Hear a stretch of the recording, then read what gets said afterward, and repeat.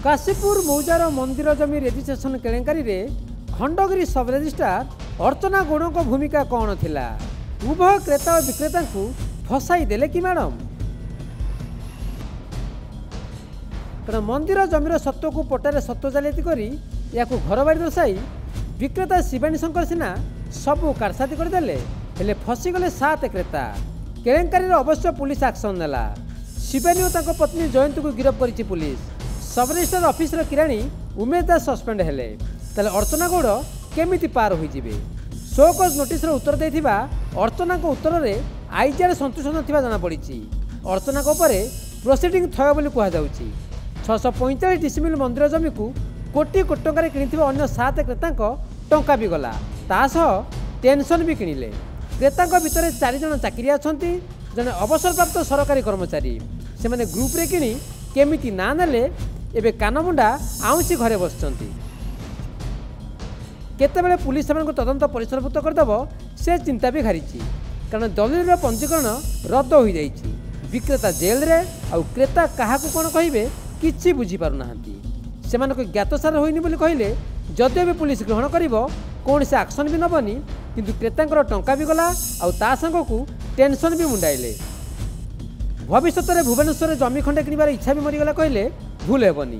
कारण कष्ट अर्जित धन को जेउठी लगाइथिले ताहा बुड़ीगला। रेजिस्ट्रेशन बेले त्रुटि विच्युति धरिबा जार दायित्व थिला से तो दलिल रे आखि बुझी मोहर मारिदेले। जालियाती हेबार 7 दिन जाए चुप बसीथिले अर्चना। टंका भी गला ता संगकु टेंशन मुंडाइलेनी एबे क्रेता।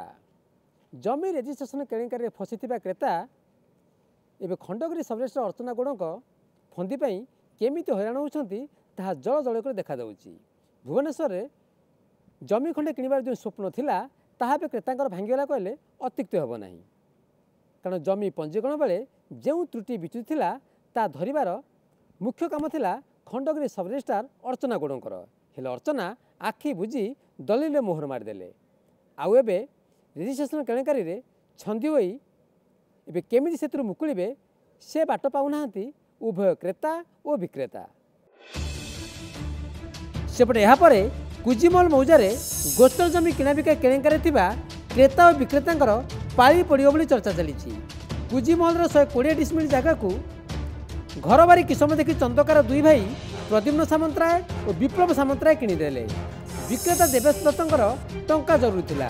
गोटे पटे एम्स रे पत्नी को चिकित्सा सांगकु अन्य पटे पिलांको एडमिशन आउ जोगकु चंदकार पवित्र मोहन सामंतराय 2 पुओ आवश्यक कागजपत्र देखि आउ घरबारी किसम जमी देखि पंजीकरण लगी राजी हो जाइथिले।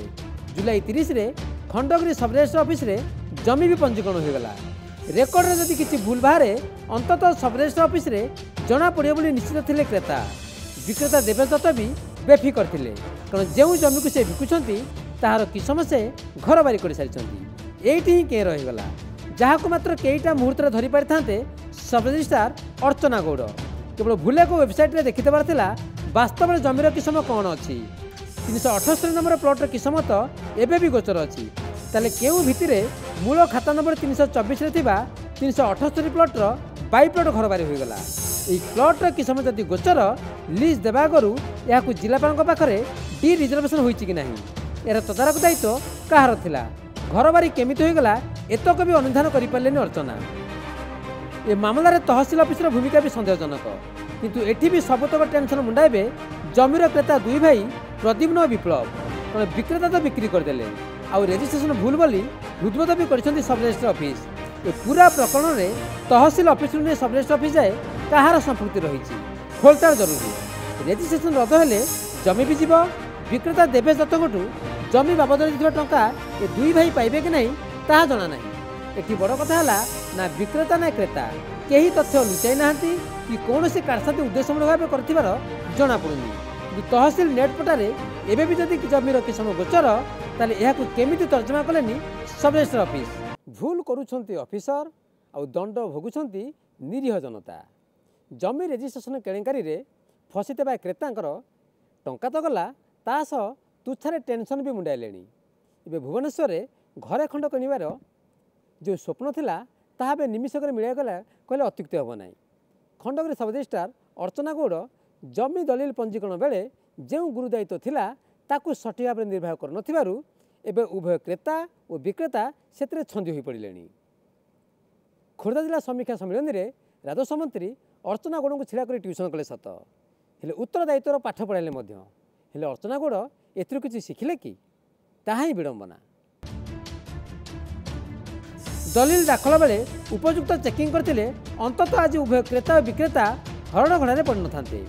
खोर्धा जिला समीक्षा बैठक में समस्त आगे छिड़ा कर अर्चना को ट्यूशन करथिले राजस्व मंत्री सुरेश पुजारी।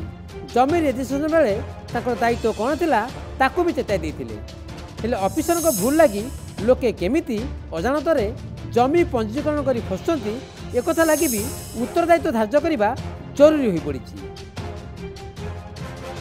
भुवनेश्वर प्रदीप नायक रिपोर्ट नक्षत्र न्यूज।